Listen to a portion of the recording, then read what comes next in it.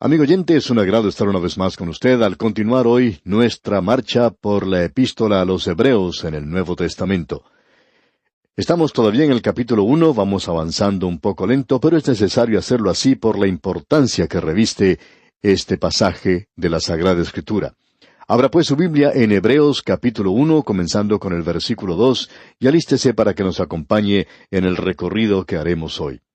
No estamos avanzando muy rápidamente y no tenemos ninguna intención de hacer eso porque creemos que es una epístola que nos revela al Señor Jesucristo de una forma muy peculiar. Y queremos verle en la forma en que el Espíritu de Dios lo revela a cada uno de nosotros para poder apreciar en alguna medida la gloria de su persona, porque eso es importante. Andrés Murray lo dijo de la siguiente manera: el conocimiento de Jesucristo que nosotros necesitamos para la conversión no es lo suficiente para el crecimiento o el progreso, para la santificación, para la madurez. Y luego dijo lo siguiente: nuestra gran necesidad es la de conocer a Jesucristo mejor. Y esta epístola, amigo oyente, nos va a ayudar a hacer precisamente eso. Ahora, en nuestro programa anterior vimos en el versículo 1 que lo que tenemos aquí es que Cristo es superior a los profetas, porque todos ellos, lo mejor que podían hacer era presentar nada más que una revelación parcial.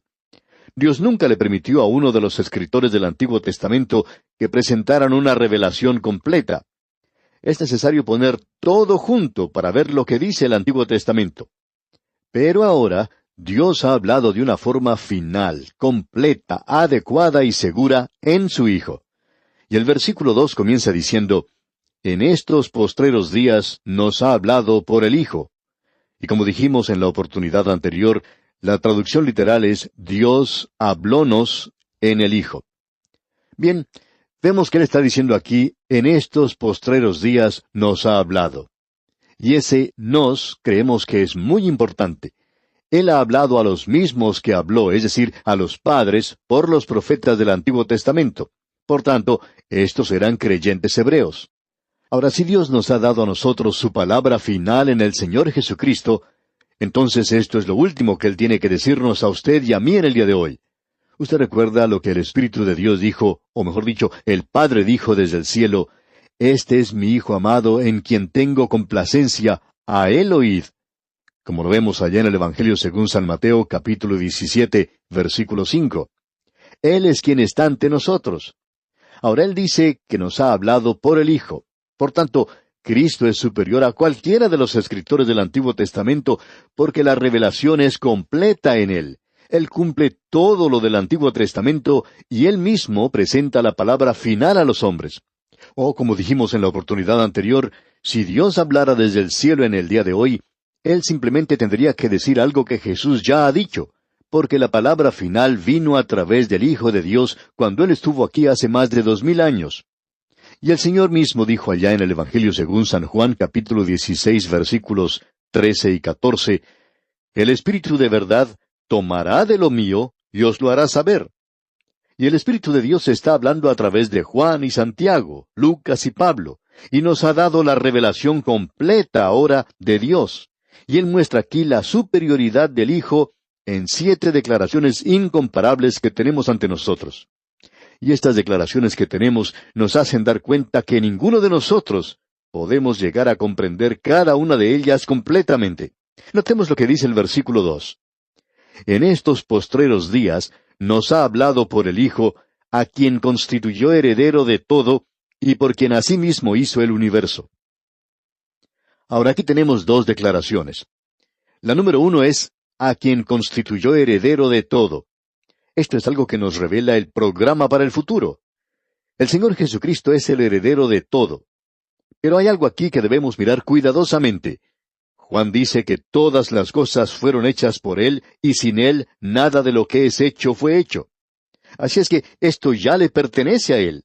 La creación es suya porque Él la creó, se nos dice. Entonces, ¿cómo puede ser que Él es el heredero de todo? Bueno, amigo oyente, Él vino a este mundo y tomó para sí la humanidad nuestra. El primer hombre de la raza humana recibió dominio sobre toda la creación, y nosotros no enfatizamos eso lo suficiente porque en Génesis hay declaraciones tremendas que se presentan con solo unas pocas palabras. En cierta ocasión un predicador estaba hablando y cuando llegó al final del mensaje, él quería presentar una ilustración, y dijo, «Yo quiero decir eso en palabras pequeñas». Lo que él quería decir era en pocas palabras. Él quería decir las cosas breves.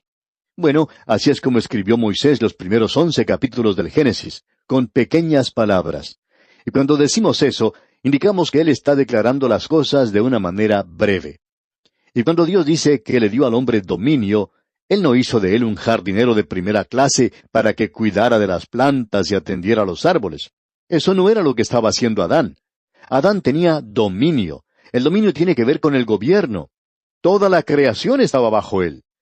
Creemos que cuando él quería que lloviera, simplemente llamaba a la lluvia. Y creemos que cuando él quería un poco más de calor, simplemente hacía que subiera la temperatura. Creemos que él controlaba este mundo. Pero ahora él perdió todo eso. Cuando el Señor Jesucristo vino a esta tierra, Él se hizo hombre. Y usted puede notar que una de las razones por la cual realizó ciertos milagros es que los realizó en todos los medios, el medio natural, el medio físico. Él podía controlar al cuerpo humano, podía controlar la naturaleza, Él podía calmar las tormentas, Él podía alimentar a 5,000 personas. Él recobró todo ese poder. Ahora el Señor Jesucristo va a ser el heredero de todo. Él recobró aquello que Adán había perdido, y se nos dice en las Escrituras que nosotros vamos a ser herederos también. Y somos herederos junto con Cristo. Eso es una palabra interesante, esto de ser herederos junto con Él. Esto me indica que nosotros vamos a ser herederos iguales. Permítanos ilustrar esto, amigo oyente. Hay algunas personas que han estado muy interesadas en nuestro ministerio radial y nos han apoyado de una manera maravillosa. Y algunos nos mencionan en sus testamentos. Y a veces nos colocan como herederos juntamente con otros y a veces iguales. A veces ellos dicen, bueno, yo quiero que tanto vaya para tal misión y tanto para a través de la Biblia. Eso es igual, es decir, cada uno de nosotros puede usar eso como quiera, y lo que indica esto es que es nuestro. Pero a veces uno es heredero juntamente con otro. Y eso indica que una persona tiene control de todo esto y que simplemente le da a otro tanto como sea necesario en el tiempo propicio. Es decir, están controlando esa heredad. Pues bien, el Señor Jesucristo es el heredero. Nosotros somos herederos juntamente con Él. Esto indica que Él controla todo esto, pero Él me puede permitir a mí tener algo en algún lugar. Él puede ponerme a mí a cargo de algo. Pero es así como nosotros somos herederos juntamente con Cristo. Así es que nosotros tenemos una herencia que es incorruptible, limpia, pura, que no se marchita, y esto ha sido reservado para nosotros en el cielo. ¿Por qué? Debido a las muchas cosas maravillosas que Él hizo por nosotros. Él recobró aquello que Adán había perdido y aún mucho más que eso. Y ahora nosotros somos herederos juntamente con Él. Así es que Él es quien va a heredar todo. Y hasta donde nosotros sabemos, eso no se le prometió nunca a ningún profeta del Antiguo Testamento. Ahora aquí se nos dice una segunda cosa, y por quien asimismo hizo el universo. Hay muchas personas que interpretan esto como la creación, y dicen que esto se refiere a lo que dice Génesis capítulo 1, versículo 1. Pero nosotros no creemos que se refiera a eso en realidad. La palabra que se utiliza aquí en griego significa edades. Así es que diría, por quien asimismo hizo las edades. Esto es un poquito más que sencillamente un creador. Eso le da propósito a todo. Él es el heredero que da el programa para el futuro. Ahora, el hecho de que Él hizo las edades le da propósito a todo. Él no solo creó todo, sino que lo hizo con un propósito. Así es que la Biblia tiene sentido, amigo oyente. Dios creó al hombre, lo colocó en el jardín y le dio una sola condición, que no debía comer de cierto árbol. No había nada malo con ese árbol. Creemos que la comida que se encontraba allí era buena, pero esa era la prueba por la cual tenía que pasar el hombre. Y Dios no estaba probando el fruto del árbol, sino a esa pareja que había puesto allí. Allí es donde estaba el problema. Así es que el hombre fracasó absoluta y completamente en esa ocasión. Luego, Dios tiene un programa y Él tiene un propósito en todo. Así es que llega otro período cuando Dios prueba al hombre. Y entonces Él le dio al hombre la ley. Y hoy usted y yo podemos vivir bajo la gracia. Y es así como pudimos entrar. Nunca lo podríamos haber hecho por medio de la ley. En primer lugar, no fue dada para nosotros. Y en segundo lugar, usted y yo no la podemos cumplir. Nosotros nunca podemos alcanzar esa norma justa que Dios ha establecido. Y Dios no nos puede salvar por nuestras buenas obras. Y creemos que debería ser algo muy obvio para cualquier persona que Dios no puede salvarnos por nuestras obras. Y la razón para eso es algo realmente sencillo. Él no nos puede salvar por nuestras obras perfectas, porque nosotros no las podemos ofrecer. Nunca podemos alcanzar ese nivel. Y Él no nos puede salvar por obras imperfectas, porque su norma es mucho más alta, más elevada que eso. Por tanto, Dios tiene que tener otro camino. Y hoy nosotros somos salvos por la gracia. El Señor Jesucristo no solo es el Creador, sino que hay propósito para este universo. Este universo en el cual usted y yo estamos viviendo hoy no está avanzando a través del espacio y del tiempo a una velocidad aterradora, peligrosa y sin control. ¿De dónde habrá salido esa idea tan tonta de que usted y yo estamos viviendo en un universo que está corriendo locamente en el presente y que es como un automóvil que no tiene chofer? Es interesante ver que cuando un automóvil pierde a su chofer, ocurre un accidente. Y este universo, aun según los científicos, ha estado andando por millones de años. De paso, digamos que lo ha estado haciendo bastante bien. El sol sale a cierta hora todas las mañanas. Es por cierto algo muy preciso, muy exacto. Lo mismo ocurre con la luna. Las personas que trabajan en los programas espaciales indican que uno tiene que dirigir el cohete en cierta dirección y que eso es todo lo que se necesita hacer, que la luna estará allí cuando el cohete llegue a esa posición. Uno siempre puede confiar en eso.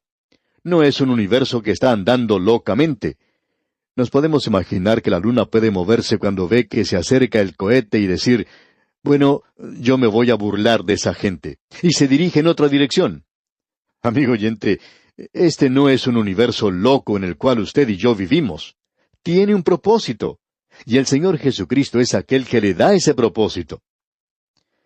Bien, al pasar ahora al versículo 3 tenemos otra maravillosa declaración. El cual siendo el resplandor de su gloria, y la imagen misma de su sustancia, y quien sustenta todas las cosas con la palabra de su poder, habiendo efectuado la purificación de nuestros pecados por medio de sí mismo, se sentó a la diestra de la majestad en las alturas. Eso es en realidad algo verdaderamente maravilloso. El resplandor de su gloria y la imagen misma de su sustancia. Ese resplandor significa brillantez.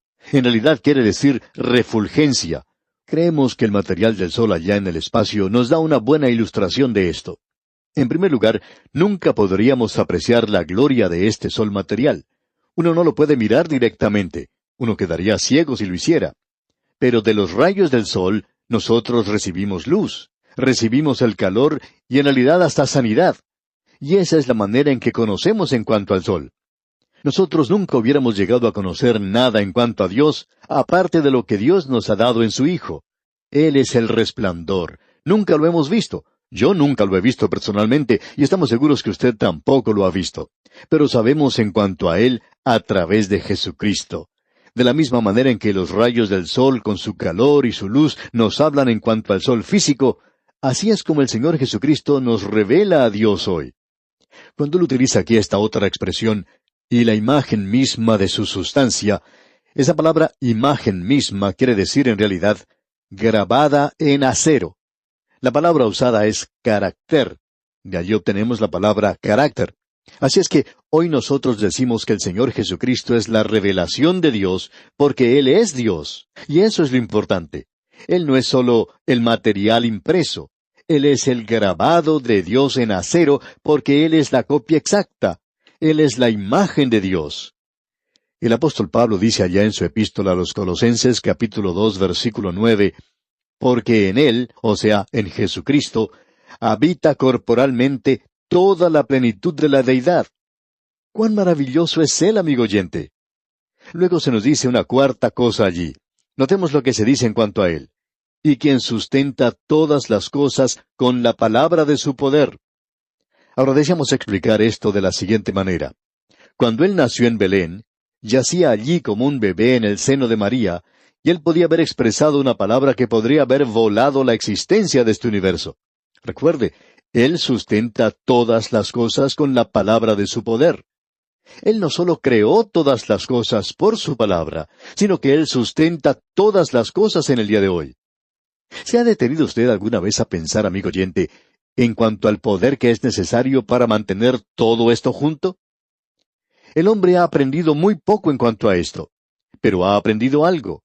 Por ejemplo, el hombre tomó el átomo, eso tan pequeñito, y lo desató. Y cuando el hombre desató ese pequeño átomo y lo dividió, por cierto que liberó mucho poder. Ahora, ¿quién puso todo ese poder allí? ¿Quién mantiene todos esos átomos juntos? Bueno, es el Señor Jesucristo. Él es quien lo hace. Es que, amigo oyente, Él es el programa, el propósito, Él es la persona de Dios, y Él es el preservador de todas las cosas. Él no solo creó el universo por su palabra, sino que Él sustenta todas las cosas. Amigo oyente, usted y yo somos mantenidos sobre este mundo en el cual vivimos. Ahora no vivimos dentro de Él, sino que vivimos sobre Él. Y si Él no nos mantuviera aquí por lo que se llama la gravedad, entonces saldríamos volando por el espacio. Él mantiene todas las cosas, y este universo se desintegraría si no hubiera esa supervisión y poder constante de Él. Ahora Él no es un atlas que sostiene la tierra de forma pasiva. Él está actuando activamente, manteniendo toda la creación.